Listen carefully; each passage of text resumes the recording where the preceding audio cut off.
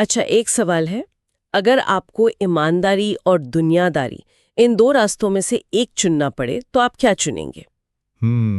ये सवाल सुनने में तो बहुत सीधा लगता है। है ना? लेकिन असल जिंदगी में ये उतना आसान होता नहीं है।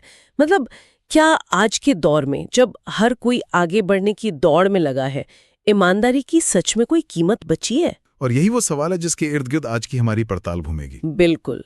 हमारे पास जो दस्तावेज है वो एक कहानी की शक्ल में है। एक ऐसी कहानी जो ईमानदारी, भ्रष्टाचार और एक ऐसे मोड़ के बारे में जिसके बारे में कोई सोच भी नहीं सकता। और देखिए, इस कहानी को सही से समझने के लिए इसकी पृष्ठभूमि को जानना बहुत जरूरी है। ये बात है उस समय की जब भारत में ब्रिटिश शासन था। अच्छा? सरकार ने नमक पर अपना एकाधिकार कर रखा था। मतलब सरकार के अलावा कोई और नमक बनाए या बेच नहीं सकता था। और इस पर टैक्स भी बहुत ज्यादा था। तो तस्करी होती होगी, जाहिर है। बहुत ज्यादा। और इसी तस्करी को रोकने के लिए एक अलग विभाग बनाया गया था, नमक विभाग। और इसके अधिकारियों को कहते थे दरोगा। और ये जो दरोगा का पद था, मैंने सुना है ये ऊपरी कमाई के लिए बहुत बदनाम था। बदनाम से ज्यादा ये एक तरह से सिस्टम का हिस्सा माना जाता था। रिश्वतखोरी को बुरा नहीं बल्कि एक तरह की चतुराई माना जाता था।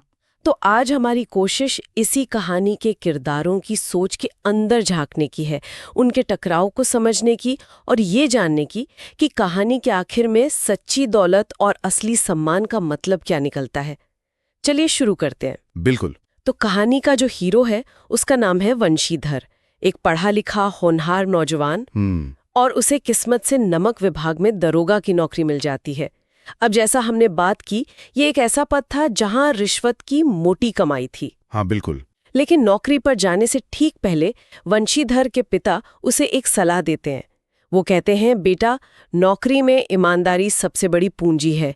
रिश्वत के चक्कर में मत पड़ना, चाहे नुकसान ही क्यों ना हो। और वंशीधर इस बात को मतलब गांठ बांध लेता है। हाँ, पर आज के जमाने में ये सलाह आम लग सकती है, लेकिन उस वक्त के हिसाब से ये कितनी कितनी अजीब बात थी। ये बहुत ही अजीब और उस दौर के हिसाब से अव्यावहारिक बात थी।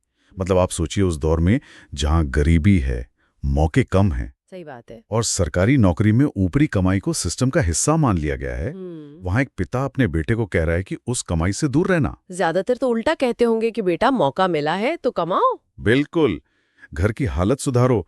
तो ये सलाह वंशीधर को सिर्फ एक नैतिक पाठ नहीं दे रही थी, बल्कि उसे उस पूरे सामाजिक और भ्रष्ट सिस्टम के खिलाफ अकेला खड़ा कर रही थी। और यहीं से कहानी के असली संघर्ष की नींव पड़ती है। हाँ। और ये संघर्ष की घड़ी बहुत जल्दी आ जाती है। नौकरी शुरू किए कुछ ही महीने हुए थे। एक रात वंशीधर अपने दफ्तर में सो रहा होता है कि उसे कुछ गाड़ियों की आवाज सुनाई देती है। उसे गुप्त सूचना मिलती है कि नदी के पार से कुछ गाड़ियां जा रही हैं जिनमें अवैध माल है। और ये गाड़ियां किसकी थीं? इलाके के सबसे अमीर और सबसे प्रभावशाली व्यापारी पंडित अलोपीदीन की। अब ये पंडित अलोपीदीन कोई मामूली आदमी नहीं था। कहानी में जो जिक्र है उससे पता चलता है कि उसका रुतबा ही अलग था। अच्छा, कैसा? बड़े बड़े सरकारी अधिकारी उसके मेहमान होते थे। उसका कर्जदार हर कोई था। वो पैसे की ताकत से मतलब पूरे सिस्टम को चलाना जानता था। तो ये वो आदमी था जिससे कोई भी सीधे तौर पर उलझने की हिम्मत नहीं करता था। बिल्कुल नहीं। उसे यकीन था कि दुनिया में ऐसी कोई चीज नहीं जिसे वो अपने पैसे से खरीद ना सके। बिल्कुल। लेकिन वंशीधर अपनी जगह से उठता है, अपनी वर्दी पहनता है और सिपाहियों को लेकर नदी किनारे पहुंच जाता है। वहां देखता है कि बैलगाड़ियों की एक लंबी कतार है। वो गाड़ियों को रुकवाता है और जांच करता है तो पता चलता है कि बोरों में नमक भरा हुआ है। और तभी वहां खुद पंडित अलोपीदीन पहुंच जाते हैं। बड़े आराम से, जैसे कुछ हुआ ही न हो।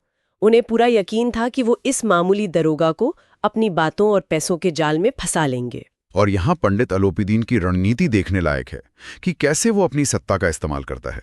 कैसे? पहले वो बहुत विनम्रता से बात करता है, फिर वो रिश्वत की पेशकश करता है, लेकिन उसे रिश्वत नहीं कहता, नजराना या सेवा कहता है। ये एक तरह से शब्दों का खेल है। हाँ, अपराध को एक सामाजिक व्यवहार की तरह दिखाने की कोशिश। बिल्कुल। वो वंशीधर को 10,000 रुपए तक की पेशकश करता है, जो उस जमाने में एक बहुत बहुत बड़ी रकम थी। लेकिन वंशीधर पर इसका कोई असर नहीं होता। वो कहता है, मैं उन लोगों में से नहीं जो कौड़ियों पर अपना ईमान बेचते फिरते हैं। जब पैसों का लालच काम नहीं करता तो अलोपीदीन का असली रूप सामने आता है। वो डराने धमकाने पर उतर आता है, अपने ऊंचे संपर्कों की धौंस देता है। और ये दिखाता है कि उसे इस भ्रष्ट व्यवस्था पर कितना अटूट विश्वास था कि कोई भी उसके सामने टिक नहीं सकता। और यहीं पर कहानी का सबसे अहम मोड़ आता है। वंशीधर का जवाब। हाँ, उसका जवाब बहुत सीधा और दृढ़ था। वो अपने सिपाही से कहता है, बदलू सिंह। मन में दरोगा को कोसता हुआ पंडित अलोपीदीन की ओर बढ़ा। पंडित जी घबराकर 2-3 कदम पीछे हट गए और उसने पंडित अलोपीदीन को गिरफ्तार करने का हुक्म दे दिया। सोचिए जरा, एक मामूली दरोगा ने इलाके के सबसे ताकतवर आदमी को हथकड़ी लगवा दी। जाहिर है ये लड़ाई यहाँ खत्म नहीं होने वाली थी। बिल्कुल नहीं। अब ये लड़ाई सड़क से उठकर उस जगह पहुंचने वाली थी जहां अलोपीदीन का असली दबदबा था, जहां वो शहंशाह था। यानी अदालत में। हाँ, अदालत में। और अदालत में जो हुआ वो हमारी व्यवस्था की एक कड़वी सच्चाई को दिखाता है। एक तरफ पंडित अलोपीदीन था, जिसके पास पैसा था, शहर के सबसे बड़े वकील थे और पैसे देकर खरीदे गए झूठे गवाह थे। और दूसरी तरफ वंशीधर, अकेला, जिसके पास सिर्फ सच की ताकत थी। और यहाँ की विडंबना बहुत गहरी है। अदालत, जिसका काम न्याय करना और कानून की रक्षा करना है, वही अन्याय का सबसे बड़ा मंच बन जाती है। पैसे और प्रभाव के आगे सच बौना साबित होता है। बिल्कुल। वकीलों की फौज ने यह साबित कर दिया कि वंशीधर ने सिर्फ अपनी दुश्मनी निकालने के लिए एक इज्जतदार आदमी को परेशान किया। गवाह पलट गए, सबूत झूठे साबित कर दिए गए। सोचकर भी अजीब लगता है ना, जिस व्यवस्था की रक्षा करने के लिए वंशीधर ने अपनी जान जोखिम में डाली, उसी व्यवस्था ने उसे अपराधी की तरह कटघरे में खड़ा कर दिया। और फैसला क्या आया? पंडित अलोपीदीन को बाइज्जत बरी कर दिया गया। और सिर्फ इतना ही नहीं, फैसले में वंशीधर को उसके कर्तव्य के प्रति लापरवाही और अविवेक के लिए फटकार लगाई गई। अरे! और 1 हफ्ते के अंदर उसे नौकरी से निकालने का आदेश भी आ गया। मतलब ईमानदारी की सजा मिली और भ्रष्टाचार की जीत हुई। ये किसी भी आदर्शवादी इंसान के लिए दिल तोड़ने वाला पल था। ये तो किसी भी ईमानदार इंसान के लिए सबसे बड़ा झटका होता। वंशीधर टूटे हुए दिल से घर लौटता है। उसे लगता है कि उसके पिता की दी हुई सीख गलत थी, कि इस दुनिया में ईमानदारी का कोई मोल नहीं। लेकिन यहाँ उसके पिता का किरदार फिर से सामने आता है। जब वो पूरी कहानी सुनते हैं तो दुखी होने के बजाय अपने बेटे को गले लगा लेते हैं और वो जो कहते हैं, क्या लाइन है वो? हाँ, वो कहते हैं, बेटा मुझे तुम पर गर्व है, तुमने नौकरी नहीं खोई, तुमने ईमानदारी कमाई है। वाह! ये एक बहुत शक्तिशाली वाक्य है। ये हार को एक अलग तरह की एक नैतिक जीत में बदल देता है। यहाँ पिता उसे ये समझा रहे हैं कि असली कमाई पैसा या पद नहीं, बल्कि आत्मसम्मान और चरित्र है, जिसे कोई तुमसे छीन नहीं सकता। लेकिन दुनिया तो नौकरी और पैसे से चलती है। वंशीधर के लिए आगे का रास्ता बहुत मुश्किल था। नौकरी जा चुकी थी, समाज में बदनामी हो रही थी। हाँ, बिल्कुल। और फिर कहानी में एक ऐसा मोड़ आता है जिसकी किसी ने कल्पना नहीं की होगी। 1 हफ्ता बीतने के बाद एक शाम वंशीधर के घर एक सजी हुई गाड़ी आकर रुकती है। और उसमें से कौन उतरता है? पंडित अलोपीदीन। वंशीधर के लिए ये बहुत चौंकाने वाला रहा होगा। वही आदमी जिसकी वजह से उसकी नौकरी गई, जो अदालत में उसका दुश्मन था, वो आज उसके दरवाजे पर क्यों आया है? हाँ, क्या वो मजाक उड़ाने आया है या कोई और चाल चलने? वंशीधर के पिता तो डर जाते हैं। उन्हें लगता है कि अलोपीदीन शायद उन्हें और परेशान करने आया है। लेकिन अलोपीदीन का व्यवहार बिल्कुल अलग था। वो बड़े सम्मान से वंशीधर के पिता से माफी मांगता है और कहता है कि आपका बेटा कुल तिलक है, यानी परिवार का नाम रोशन करने वाला। और फिर वो वंशीधर की तरफ मुड़कर जो कहता है वो कहानी का सार है। बिल्कुल। सूत्र उनके शब्दों को उद्धृत करते हैं, दरोगा जी मुझे माफ कर दीजिए, उस दिन नदी के किनारे आपने मुझे हरा दिया था। अदालत में मैं पैसे के दम पर जीत गया, लेकिन धर्म और इंसानियत की नजर में मैं हार गया। ये एक बहुत बड़ी बात है। एक अमीर और अहंकारी व्यक्ति का अपनी नैतिक हार को खुले तौर पर स्वीकार करना आसान नहीं होता। ये दिखाता है कि वंशीधर की उस रात की दृढ़ता ने उसे अंदर तक झकझोर दिया था। और फिर पंडित अलोपीदीन वो प्रस्ताव रखते हैं जिसकी वंशीधर ने कल्पना भी नहीं की होगी।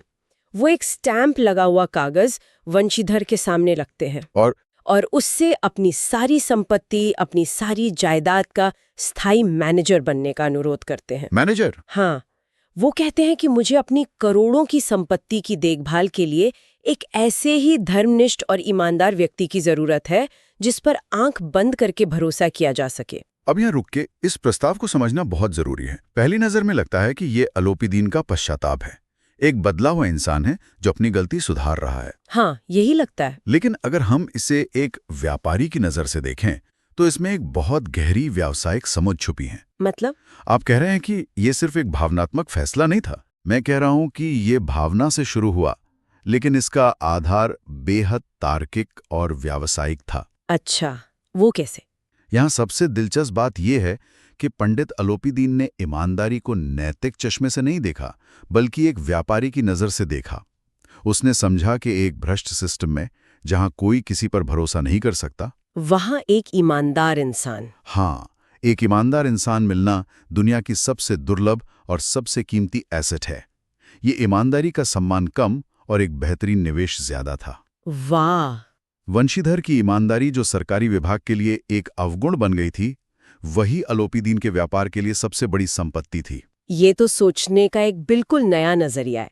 तो आप कह रहे हैं कि अलोपीदीन ने वंशीधर में एक ऐसा मैनेजर देखा जो कभी चोरी नहीं करेगा, कभी धोखा नहीं देगा, और यही उसके व्यापार के लिए सबसे फायदेमंद था। बिल्कुल। सोचिए, एक भ्रष्ट आदमी को सबसे ज्यादा डर किससे लगता है? दूसरे भ्रष्ट लोगों से। उसे हमेशा डर लगा रहता है कि उसके अपने लोग ही उसे धोखा दे देंगे। सही बात है। वंशीधर ने यह साबित कर दिया था कि वो किसी भी कीमत पर बिकने वाला नहीं है। अलोपीदीन ने यह भांप लिया कि इस एक आदमी पर वो अपनी पूरी जायदाद छोड़कर चैन से सो सकता है। तो ये पछतावा के साथ साथ एक मास्टर बिजनेसमैन का स्ट्रोक भी था। वंशीधर इस प्रस्ताव को सुनकर हैरान रह जाता है। उसकी आंखों में आंसू आ जाते हैं। वो कहता है कि मैं इस पद के लायक नहीं हूं, मुझे इतना अनुभव नहीं है। लेकिन वो एक शर्त रखता है। वो कहता है, अगर काम पूरी ईमानदारी और स्वतंत्रता से करने की आजादी होगी तो मैं तैयार हूं। और इस पर पंडित अलोपीदीन मुस्कुरा कर कहते हैं, यही तो मुझे चाहिए। और वो उसे मैनेजर के पद पर नियुक्त करने का पत्र दे देते हैं। और इस तरह कहानी खत्म होती है। जिस ईमानदारी की वजह से वंशीधर की सरकारी नौकरी गई थी, उसी ईमानदारी ने उसे सच्चा सम्मान, प्रतिष्ठा और एक बेहतर जीवन दिलाया। तो अगर हम इस पूरी पड़ताल के मुख्य बिंदुओं को समेटें, तो ये कहानी हमें सिखाती है कि सच्चा मूल्य हमेशा पद या पैसे में नहीं होता। वंशीधर ने अदालत में केस हारा, नौकरी खोई, लेकिन उसने आत्मसम्मान जीता और सबसे बड़ी बात, अपने सबसे बड़े विरोधी का सम्मान भी अर्जित किया। उसकी ईमानदारी आखिरकार बेकार नहीं गई, बस उसका मूल्यांकन करने वाली जगह बदल गई। बिल्कुल सही कहा। और कहानी का दूसरा महत्वपूर्ण पहलू है पंडित अलोपीदीन का चरित्र। वो सिर्फ एक विलन नहीं है, उसके चरित्र में गहराई है। वो उस गुण को पहचानता है और उसे पुरस्कार करता है जिसे उसने पहले खरीदने और कुचलने की कोशिश की थी। ये हमें एक दिलचस्प विचार देता है कि कैसे अलग अलग सिस्टम एक ही गुण को अलग अलग तरीके से देखते हैं। भ्रष्ट सरकारी तंत्र के लिए वंशीधर की ईमानदारी एक समस्या थी, एक रुकावट थी, लेकिन एक निजी व्यवसाय के लिए वही ईमानदारी एक अमूल्य संपत्ति थी, एक प्रीमियम क्वालिटी थी। ये वाकई एक गहरी बात है। जो चीज एक जगह आपकी कमजोरी मानी जाती है, वही दूसरी जगह आपकी सबसे बड़ी ताकत बन सकती है। और हम आज की इस चर्चा को यहीं एक सवाल के साथ खत्म करना चाहेंगे। जरूर। पंडित अलोपीदीन ने वंशीधर को नौकरी क्यों दी? क्या ये वाकई उसके दिल से निकला हुआ पश्चाताप था, एक नैतिक परिवर्तन का नतीजा, या ये एक चतुर व्यापारी का सोचा समझा फैसला था जो ये समझ गया था कि एक ईमानदार कर्मचारी उसके व्यापार के लिए सबसे फायदेमंद सौदा है? इसका जवाब शायद इन दोनों का एक जटिल मिश्रण हो। शायद एक चालाक इंसान के लिए पछतावा करने का सबसे अच्छा तरीका भी एक फायदेमंद सौदा करना ही होता है।